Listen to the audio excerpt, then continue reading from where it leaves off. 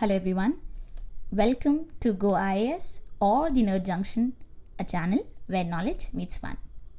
In this video, we are starting with Sociology Optional, Paper 1, Unit 2, Part D. In the last video, we have completed Part C and Part E, which were both interconnected. Let me show you the syllabus really quick. We are done with Paper 1, Unit 1, and this will be the last topic of Paper 2, Unit 2, Sociology as Science. This topic is called Fact, Value and Objectivity. Let's jump to the handout. Your handout looks like this. I hope you have all received it. It's on the Telegram channel, the link to which has been provided in the description. Let's start. Let's first start by the first word in the topic, which is fact. What is a fact? Well, first of all, facts are objective in nature. Facts are basically empirical observations, data or information that can be objectively verified and documented. They are based on evidence and observation, and they provide a foundation for knowledge that can be used to understand the world around us. For an example, let me give you an example. So if I say that you have a friend, let's call him Bobby, and he says that his memory is really sharp and he remembers everything. Well, you show him 5 cards and then you ask him the order. What was the order? And then if he tells you the order as it was, then that's a fact. Because you can objectively verify that by comparing his answer with the actual order of the cards. Right? So we are done with the definition. You can write the definition right here if you want to. Otherwise, you can build the definition from the features itself. That is why I did not provide the definition, because you need not mug up everything. Let's move forward. When we're talking about features of a fact, what are they? Well, first of all, they are made on an empirical basis. What does that mean? They are based on evidence and observation. That is, they rely on real world data and observations that can be observed or measured. Example, if you want to prove the fact that the sun rises in the east, you can wake up early in the morning, face east, which is like very improbable for me, but you can wake up early in the morning. You can face east and you can observe the sun rising from the direction. So it's verifiable. That is why it is a fact. When we are talking about the features of a fact, the next one is systematic inquiry.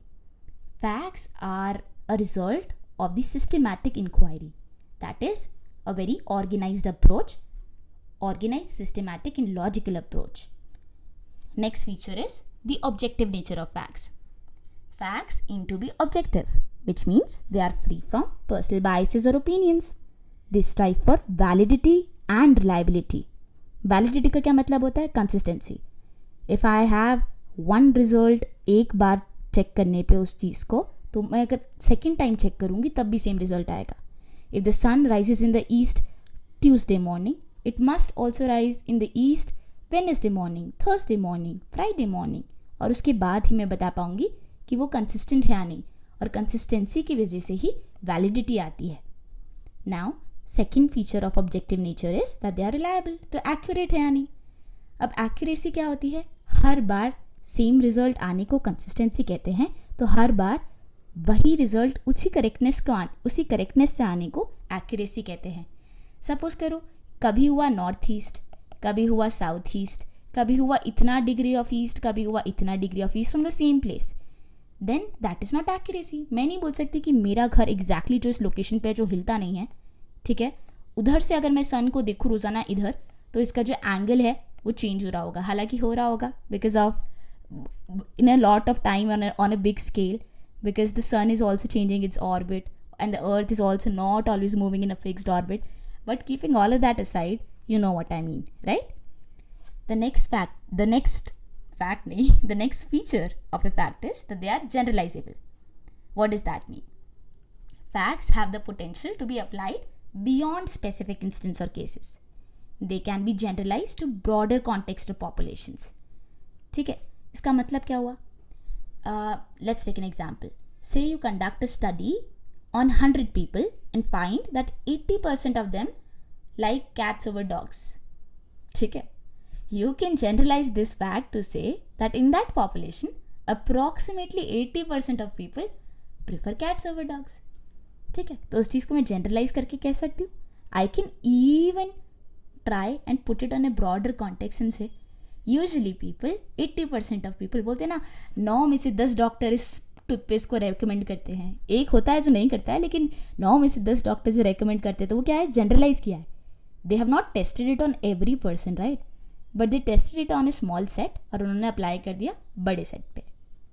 Now let's talk about the role of facts in sociological analysis. पहली बात, they help us in evidence based analysis. इसका मतलब क्या हुआ?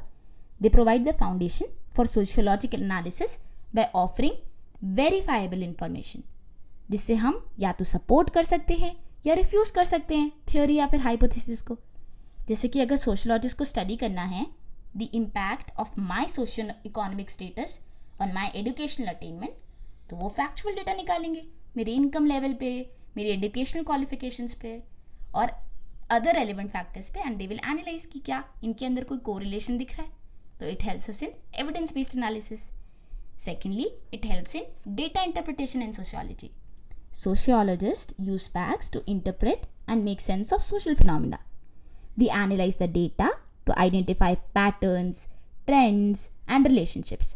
अगर मुझे बताना है कि पॉवर्टी बढ़ रही है या कम हो रही है, मुझे डेटा तो चाहिए, और उस डेटा को इंटरप्रेट करने के लिए भी मैं देखूंगी क्या BPL की ज़्यादा बढ़ रही है पॉवर्टी, या फिर जो बीच के अंदर लोग हैं in which it's not really poverty but like they don't really have enough means to have a good standard of living, क्या मैं उसको भी पॉवर्टी कंसिडर करूंगी? For all that data interpretation I need facts, and facts help me in data interpretation. The third चीज़ है वो है theory construction. Facts play a crucial role in this. क्यों? क्योंकि theories are built upon factual evidence and are continuously refined as new facts emerge. मैंने बताया था, चाहे से वो थ्योरी ऑफ इवोल्यूशन हो गई, चाहे से वो थ्योरी हो गई प्लेट टेक्टोनिक्स की, चाहे से और कोई सी भी थ्योरी हो गई, चाहे से चार्ल्स डार्विन की थ्योरी ऑफ इवोल्यूशनिज्म मैंने बोल ही दिया, चाहे से कोपरनिकस की थ्योरी थी heliocentric theory where he proposed that the sun is the centre and not the earth. तो ये सारी थ्योरी कंस्ट्रक्शन कैसे हुआ? जब नए फैक्ट्स आए और फैक्ट्स चेंज हुए तो थ्योरीज चेंज हो गई. So it helps in that also. Now when we are talking about challenges and limitations, मैंने लिखा है same is that of objectivity. क्यों? क्योंकि अभी हम नीचे ऑब्जेक्टिविटी पढ़ेंगे. तुम्हें नहीं लग रहा कि ऑब्जेक्टिविटी और फैक्ट्स के अंदर जो चैलेंजेस होंगे वो सेम होंगे? Facts are objective after all. So will be dealing with that थोड़ी सी देर बाद ही. So leave this thing here. Now let's move to the next topic which is value. अब देखो, वैल्यू और फैक्ट में डायरेक्ट बड़ा फर्क क्या दिख रहा है? ये ऑब्जेक्टिव है और ये सब्जेक्टिव है. Let's define values now. अब वैल्यूज क्या होती हैं? They refer to our subjective judgments, opinions, and normative beliefs held by individuals or groups. They are not based on objective verification, but किस पे बेस्ड है? हमारी पर्सनल या कलेक्टिव पर्सपेक्टिव्स पे. जैसे कि सपोज करो, इमेजिन कि तुमने डिसाइड किया है कि you want to go for a dinner with your friends. अब हर पर्सन की अपनी प्रेफरेंसेस होगी और वैल्यूज़ होगी जब फूड आएगा या फिर एम्बियंस आएगा या फिर प्राइस आएगा उस जगह का. तो एक पर्सन बोलेगा कि मुझे तो बहुत एग्जॉटिक सी जगह जाना है. अनादर माइट से कि नहीं, मुझे तो थोड़ा कोजी सा माहौल पसंद है, let's go to a friendly सा cafe. While another may prioritise affordability, कि अफोर्डेबल रहना चाहिए. अब इन वैल्यूज़ की वजह से हमारी चॉइसेस और हमारे ओपिनियंस इन्फ्लुएंस होंगे और हम तभी रेस्टोरेंट ऑप्शंस डिसाइड कर पाएंगे.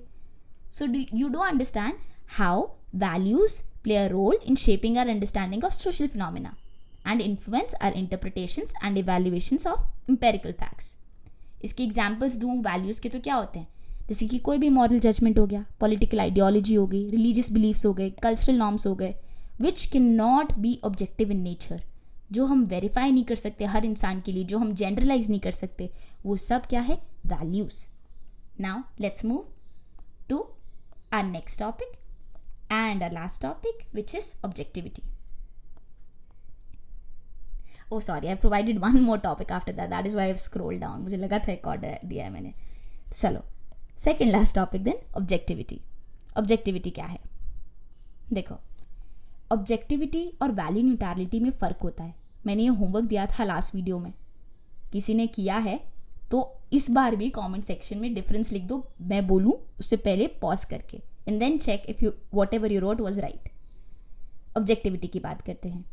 Objectivity is not complete detachment but reflexivity in positionality. क्या मतलब है समझाती हूँ, देखो। Objectivity in sociological research, it refers to pursuit of impartiality and neutrality। ठीक है, impartial रहना है और neutral रहना है। इसका मतलब क्या है कि मुझे मिनिमाइज करना है मेरी पर्सनल बायस को और वैल्यूज़ को इन द रिसर्च प्रोसेस, जिससे जो रिसर्च फाइंडिंग्स हो वो वैलिड रहे और रिलायबल रहे। ठीक है, जैसे इमेजिन करो कि एक सोशियोलॉजिस्ट एक स्टडी कंडक्ट कर रहा है on gender inequality in the workplace. Now to maintain objectivity they would strive to gather data objectively and they will try to analyze it without letting any bias show and draw conclusion based solely on the evidence। ठीक है, this will lead to reliable and valid findings of course।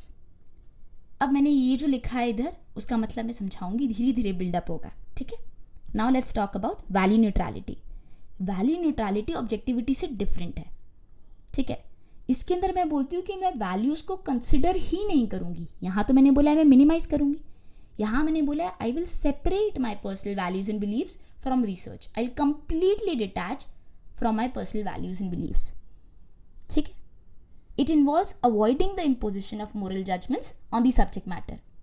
जैसे कि suppose करो कि I am conducting a research on abortion. To maintain value neutrality I would focus on gathering and analysing objective facts about abortion rather than allowing my personal beliefs या फिर मेरी moral judgments to influence my findings। अब इसके अंदर एक thinker है Max weber. ठीक है, Max weber spoke about value neutrality। he acknowledged कि complete value neutrality तो possible है ही नहीं, इसलिए फोकस क्या होना चाहिए हमारा ऑब्जेक्टिविटी पे। so he did speak about value neutrality but then he acknowledged कि ये पॉसिबल नहीं है, इसलिए फोकस ऑब्जेक्टिविटी होना चाहिए।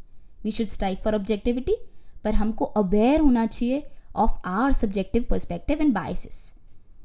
उसको उन्होंने क्या बोला है, वैल्यू रेलेवेंस और वैल्यू क्लैरिफिकेशन। मतलब वैसे मैं रिफ्लेक्सिविटी पढ़ा चुकी हूँ पहले लास्ट क्लास में, तो I will acknowledge my own personal biases and I will try my best not to let them impact any of my findings. Okay, we are done with this.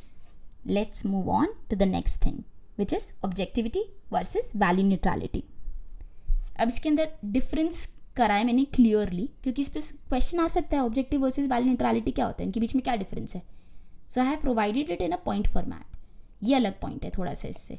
ठीक है, this is not really एकदम connected to this but it is somewhat connected. Let's talk about research method. अब objectivity में the research method is guided by empirical evidence and logical reasoning. और इसके अंदर क्या objective है कि हमको मिनिमाइज करना है influence. We recognise the presence of values but we ensure that minimal impact हो। ठीक है, रिसर्च मेथड में मैं क्या यूज करूंगी, I will use rigorous and systematic research, but इधर कंप्लीट डिटैचमेंट होगा from personal values. Right, it aims for an impartial stance. अब ये क्वेश्चन है, ये PYQ भी है कि रैपो वर्सेस ऑब्जेक्टिविटी क्या होता है। What is rapport? बोलते ना मेरा उनके साथ रैपो बहुत अच्छा है, मेरा उनकी अच्छी रैपो होता है ना किसी के साथ। सो रैपो होता क्या है? Rapport refers to the establishment of a trusting and collaborative relationship between the researcher and the participants. इसका एग्जाम्पल मैंने दिया है यहाँ पे मीड का, क्योंकि मीड ने बात करी है स्पेसिफिकली रैपो के बारे में। ठीक है, Mead emphasize significance of rapport and social interaction in understanding the self and society। ठीक है, and then I have also given one more example just for validation if you want to use कि क्या अगर मैं इस answer को अगर लिखना चाहूँ, it is a very old question but rapport पूछ लिया गया। अब मुझे अगर रैपो नहीं भी आता लेकिन मुझसे पूछा है रैपो वर्सेस ऑब्जेक्टिविटी क्या है, तो आई जस्ट क्विकली थिंक, मैं रिफ्लेक्ट करूँगी मैंने किस टॉपिक में ऑब्जेक्टिविटी पढ़ा है। अच्छा ठीक है, मैंने ऑब्जेक्टिविटी पढ़ा था पार्ट डी के अंदर यूनिट 2 के। अब यूनिट 2 पार्ट डी में मैंने ऑब्जेक्टिविटी पढ़ा था, तो वो मुझसे किसी चीज़ के अगेंस्ट पूछ सकते हैं कि ऑब्जेक्टिविटी किसके अगेंस्ट है। रैपो अगर होगा तो वो किसके अगेंस्ट होगा, मतलब ऑब्जेक्टिविटी के अगेंस्ट यूजली क्या आता है, वैल्यू न्यूट्रलिटी जैसी चीज़ आती है ना, कि ऑब्जेक्टिविटी वर्सेस व्हाट, राइट। तो अब मेरा किसी के साथ रैपो है, तो बेसिकली मैं इसी लाइन्स पे सोचूंगी कि चलो ठीक है वाली चीज़ आती है, तो मैं कुछ सिमिलर सा answer on these lines I can still right even if I don't know the meaning of the word rapport directly. पर मैंने रैपो तो सुना है ना, वर्ड तो सुना है, तो आई नो उसका मतलब तो क्या होता है। मीड ने भी यही बोला था कि सिग्निफिकेंस रैपो का सिग्निफिकेंस होता है इन सोशल इंटरेक्शन। और अगर मुझे कुछ भी आगे देखना है तो मतलब रैप जो अगर किसी चीज़ से वर्सेस दे रहे हैं तो उसका ऑपोजिट ही होगा, तो जो भी ऑब्जेक्टिविटी करता है उसका उल्टा ही कुछ रैपो कर रहा होगा।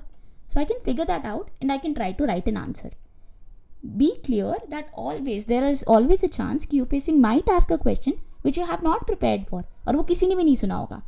Instead of just skipping it directly, try to reflect कि हमने वो टॉपिक कहाँ पढ़ा है, और उस टॉपिक से और कीवर्ड से try to find out what can we write. At least write a basic answer. You don't have to be really good and you will be far head from your competitors, क्योंकि वो ये नहीं करेंगे, वो डर जाएंगे, वो स्किप करेंगे। But again if you have no clue what the word means, if you have nothing, कोई कीवर्ड समझ में नहीं आ रहा है, डू नॉट अटेम्प्ट। गलत मत लिख के आना, बिना बात का फालतू आंसर नहीं लिखना, ठीक है। Now let's move to the next topic, जो कि है थियोरेटिकल पर्सपेक्टिव्स। अब क्या है, मैक्स वेबर ने सपोर्ट किया ऑब्जेक्टिविटी को। हमने ये देखा ही था कि he emphasize the importance of objectivity and separating empirical facts from subjective values in sociological analysis. Durkheim ने भी सपोर्ट करा इनका सोशल फैक्ट्स का कॉन्सेप्ट, तो हम आगे पढ़ेंगे भी। He stress the need to study social facts objectively, detach from individual subjectivity and personal biases, ठीक है। अब पियर बोर्डियो की बात करें तो इन्होंने क्रिटिक करा, और डोरोथी स्मिथ ने भी क्रिटिक करा इस आइडिया को। इन्होंने यही बोला, अब देखो तुम ये जो भी देख रहे हो ना यहाँ पर मैंने ये 2 लिख दिए हैं, नए लिख दिए हैं, क्योंकि हम बहुत सारी नॉन पॉजिटिविस्टिक थ्योरीज कर चुके हैं। But you can actually put any non positivistic theory here, right, क्योंकि ये क्या कर रहे हैं, फैक्ट सपोर्ट कर रहे हैं, मतलब ये पॉजिटिविस्टिक तो वो एक तरीके के, और बाकी ये सब नॉन पॉजिटिविस्टिक थ्योरीज ही तो हैं।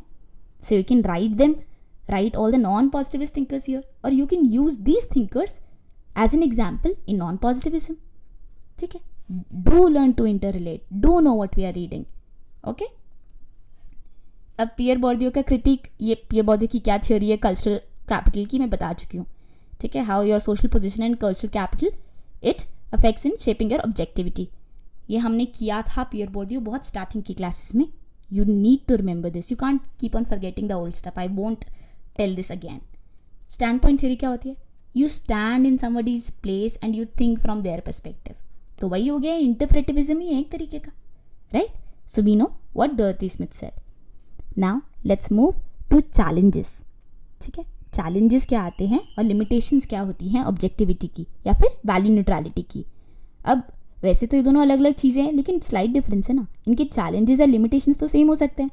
That is why I have written both, और किसी का भी आए तो यही वाली चीज़ है। अभी जो चैलेंजेस थे ऑब्जेक्टिविटी के, वो फैक्ट्स की भी लिमिटेशंस हैं, right. So you have to keep that in mind. Now let's talk about challenges. पहला चैलेंज है रिसर्चर बायस। इसके अंदर भी 2 चीज़ें हैं, एक तो इंटरप्रेटिव सब्जेक्टिविटी आती है और एक representation bias.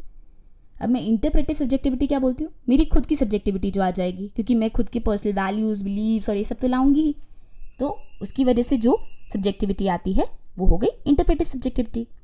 And then let's talk about representation बायस।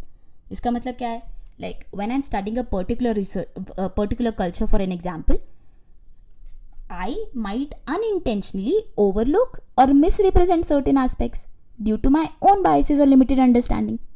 हो सकता है ना, मेरी लिमिटेड अंडरस्टैंडिंग भी तो हो सकती है, तो it will challenge in accurately representing complex and diverse realities of social phenomena, so that is representation bias, ठीक है। Second thing is researcher participant relationship. अब इसके अंदर मैंने लिखा है funding in power dynamics.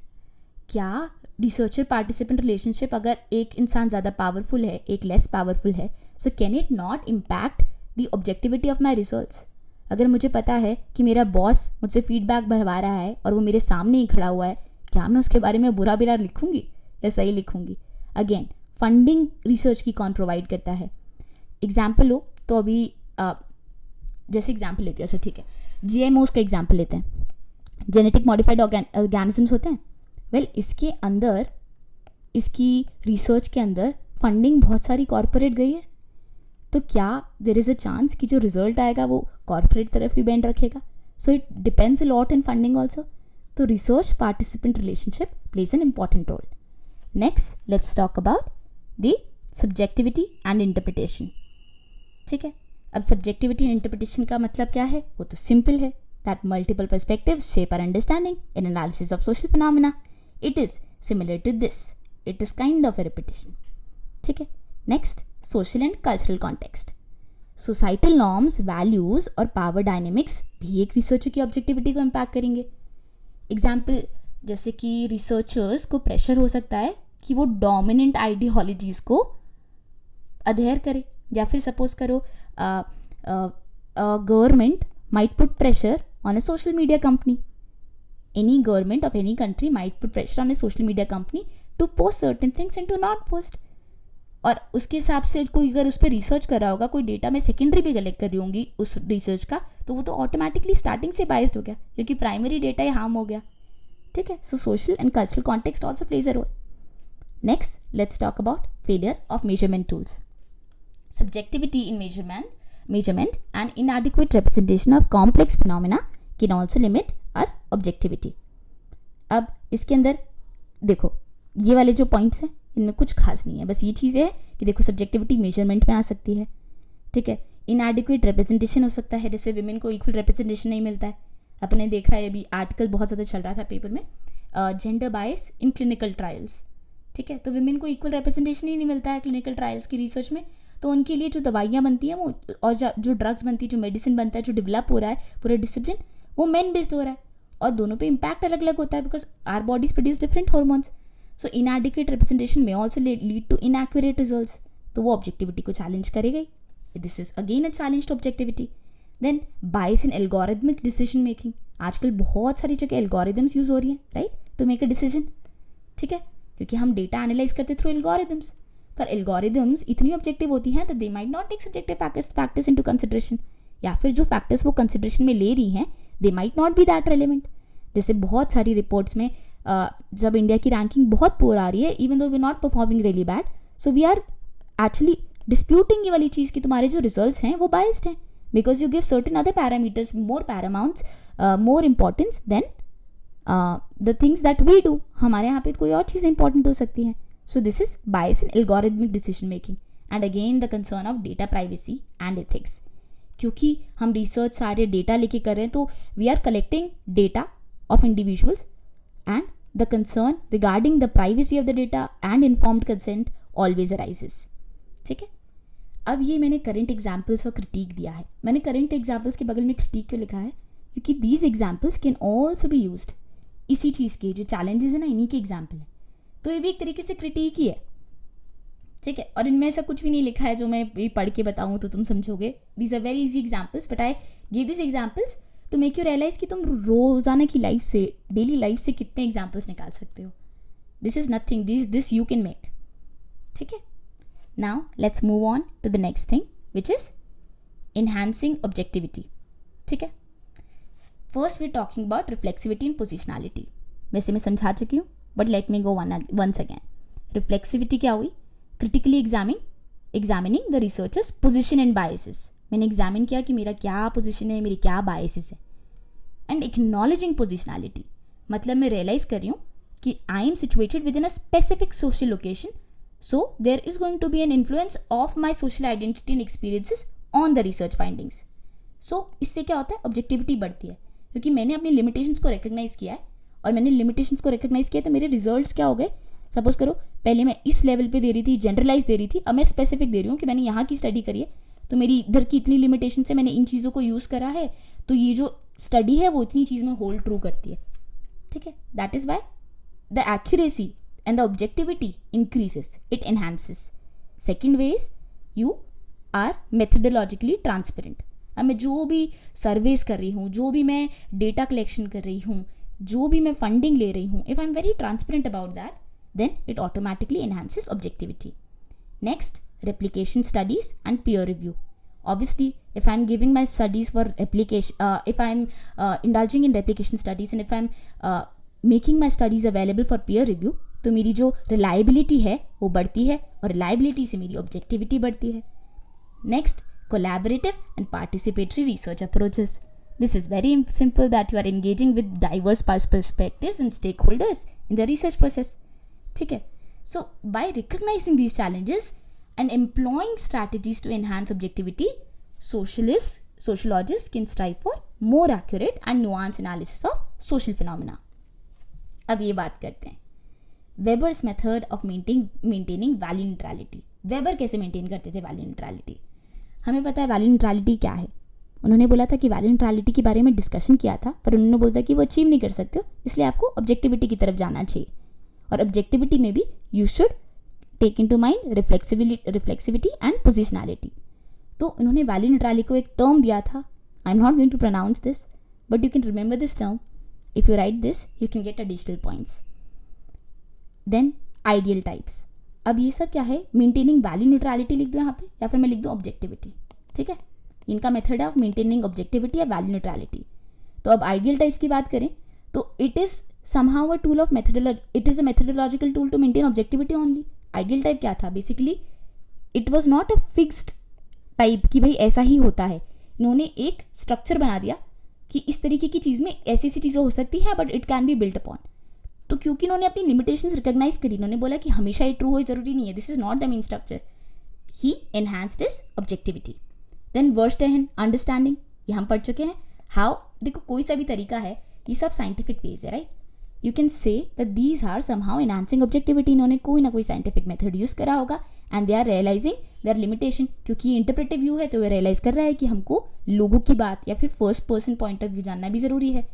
Methodological individualism, similar thing कि हमें इंडिविजुअल पे फोकस करना ज़रूरी है और हमारी मेथडोलॉजी जो होती है वो हमेशा ज़्यादा ऑब्जेक्टिव नहीं हो सकती. Again a very similar thing. तो ये सब लिख सकते हो. Now there is this question which has been asked in PYQs again and again, which is Protestant ethic and spirit of capitalism. जो इनकी बुक थी, इसका एनालिसिस. तो बेसिकली इसके अंदर एक डायरेक्ट क्वेश्चन था कि इसके अंदर फैक्ट क्या था, वैल्यू क्या था, ऑब्जेक्टिविटी क्या थी और इसकी क्रिटिक क्या है. ठीक है, ये क्रिटिक इन ऑल्टरनेट पर्सपेक्टिव से मैंने डाला है, बट फैक्ट और वैल्यू क्या था ये क्वेश्चन था. अब अगर मैं इस बुक के अंदर फैक्ट या वैल्यू की बात करूँ, what was Protestant ethic and spirit of capitalism. Basically यही बोल रहा था कि जहाँ पर भी प्रोटेस्टेंट एथिक दिखा है वहाँ पे कैपिटलिज्म ग्रो हुआ है, यही बोला था इसने. तो बस इसी को देखते हैं फैक्ट में क्या दिया होगा. He did a historical evidence in comparative analysis. Obviously उन्होंने बोला कि जहाँ दिखा है वहाँ हुआ है, तो उन्होंने हिस्टोरिकल एविडेंस देखा होगा, फिर उन्होंने इसका कंपैरेटिव एनालिसिस किया होगा. तो of course this. Then statistical data use किया होगा. क्यों उन्होंने बोला कि ना कैपिटलिज्म ग्रो हो रहा है, कैसे बताएंगे कैपिटलिज्म ग्रो हो रहा है. He must have observed statistical data on economic behaviors, जैसे कि फ्रुगैलिटी, कितना प्रॉफिट्स वो उनका री इन्वेस्ट करते हैं या फिर कितना accumulation ऑफ वेल्थ है. ठीक है, अब वैल्यू की बात करते हैं. वैल्यू कैसे एनालाइज करी इन्होंने. He analyze the value but he kept in mind कि हाँ इन्होंने देखा कि वैल्यू न्यूट्रलिटी नहीं हो सकती है. ठीक है, सो ही वॉज रिफ्लेक्सिव या फिर he was critical of his own biases and he was aware of them. तो he analyzed Protestant religious values, particularly the Calvinist doctrine of predestination, जिसके अंदर वो यही बोलता है कि कॉलिंग होती है. ठीक है, and when you have a calling you work really hard, when you work really hard you get to heaven. यही तो इनकी डॉक्ट्रिन है. This is the Calvinist doctrine. And because उन्होंने ये एनालाइज किया कि हाँ जहाँ पर ये रिलीजियस वैल्यू होता है उधर, क्योंकि उनका वर्किंग हार्ड उनके रिलीजियस वैल्यू का ही पार्ट है, तो इट इम्पैक्टेड दिस फैक्ट. और उस फैक्ट की वजह से there was a growth in capitalism in places where Protestant ethic was present. Now objectivity की बात करते हैं. How was he objective when he was analysing. Because उन्होंने कोई नॉर्मेटिव जजमेंट्स नहीं निकाले अबाउट कैपिटलिज्म या फिर प्रोटेस्टेंटिज्म. उन्होंने ये नहीं बोला कि ये ज़्यादा अच्छा है या ये ज़्यादा अच्छा है, या फिर कैपिटलिज्म जहाँ ग्रो होता है वो इस जगह अच्छी है. पर उन्होंने क्या फोकस किया, he was just focusing on understanding the historical and social factors. ठीक है, तो उन्होंने कोई जजमेंट पास नहीं करा. Second, highlighting the role of religious values and their impact on economic behaviour without endorsing or condemning those values. Again, he did not endorse any values or condemn any values. उन्होंने तो एक objective analysis करा. तो this was how he was objective in his analysis. अब इनकी critic की बात करें या ऑल्टरनेटिव पर्सपेक्टिव की बात करें तो मार्क्सिस्ट क्रिटिक है. मार्क्स तो बोलते ही है कि ऐसे नहीं हुआ कैपिटलिज्म ग्रो. कैपिटलिज्म के मेन ग्रोथ का कारण तो था material and class interest. Marxist theory ही है.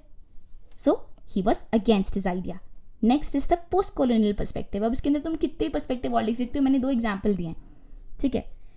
पोस्ट कॉलोनियल पर्सपेक्टिव क्या था कि it was the role of colonialism and global power dynamics in shaping the capitalist system and not religion. क्योंकि वेबर ने तो रिलीजन बोला, पर इन दोनों ने बोला कि नहीं, इधर तो भाई material and class interest, and here it was colonialism which led to the growth of capitalism. ठीक है. I think we done with all the topics of this. Now let's just start with the PYQs. Let's start with 2022. How does a researcher achieve objectivity in interpretative research? मैं कैसे objectivity लाऊं? How do I achieve objectivity or how do I enhance my objectivity? We have already done. What can we do? What can we use? We have already done that. 2020 का question है, is sociology a value free science? Discuss. क्या sociology एक value free science है? Yes and no, you have to say both. ठीक है. Value free science मतलब क्या होता है? वैल्यू न्यूट्रल वाली चीज़ें हो गई ना. तो क्या वैल्यू न्यूट्रल है? हाँ और ना भी. We have discussed. Write this answer. Actually इसका आंसर मुझे देखना है तुम कैसे लिखते हो. Write this in the comment sections. The first few answers I will try to check them और मैं नीचे ही एक रिव्यू प्रोवाइड करूंगी. So this is an incentive. और उसका जो आंसर का चेकिंग होगा I will pin it so that other people can also see कि क्या क्या चीज़ें और लिख सकते हैं. ठीक है. So for this you are going to do it. 2018 देखते हैं. Distinguish between fact and value in Weber's Protestant ethic and spirit of capitalism. अभी पढ़ा है ऊपर. 2016 examine Max Weber's method of maintaining objectivity in social research. Done. अभी पढ़ा है. What is value free sociology? Clarify, repeat, है ना. ये वाला कर दोगे तो ये भी आ जाएगा. 2015 का देखते हैं. Examine the problems of maintaining objectivity and value neutrality in social science research. Already completed. 2014 objectivity different from value neutrality. ये भी अलग से पढ़ा है. Discuss with reference to Weber's views and methodology. Done. 2003 highlight the problem of objectivity and value neutrality in social research. Elaborate with suitable examples the limitations associated with the tools of measurement in social science research. एक अलग से ही बता रखा है कि tools of measurement के साथ क्या प्रॉब्लम होता है. मैंने लिमिटेशंस में दे भी रखा है. Failure of measurement tools. ठीक है. You can further expand on that. Okay. Then 1984 का क्वेश्चन है, write a short note on rapport and objectivity in social science research. अभी 1984 में आया था but rapport word was asked. तो मैंने इसलिए इसको मैंशन कर दिया कि बाई चांस अगर कभी रिपीट होता है, क्योंकि हमने देखा बहुत थीम्स रिपीट होती हैं, तो maybe if they go that behind और दैट वे बैक तो हमको वो भी आना चाहिए. ठीक है. So we are done with our unit 2. Congratulations guys. I am very happy that we are done with this. We'll be starting with our unit 3 on 3rd July as promised and we'll be completing it on the same day. So be ready, complete your backlog, be regular, you can do it. I have faith in you. And please, please, please, if I am asking you to write one answer at least, write it in the comment section. अगर वो भी नहीं हो पा रहा है, चलो ठीक है, तुमको कमेंट सेक्शन में पोस्ट नहीं कर रखा है, कॉपी में लिख लो. It will create a big difference. Just attempt the PYQs, right along with me. Even if you don't feel like कि भाई क्या लिखूँ समझ नहीं आ रहा है, just write and submit. I will see. अगर तुमसे नहीं हो पा रहा है तो I will work on it. That is my job. So please attempt the PYQs. Thank you very much for joining in. See you in the next video.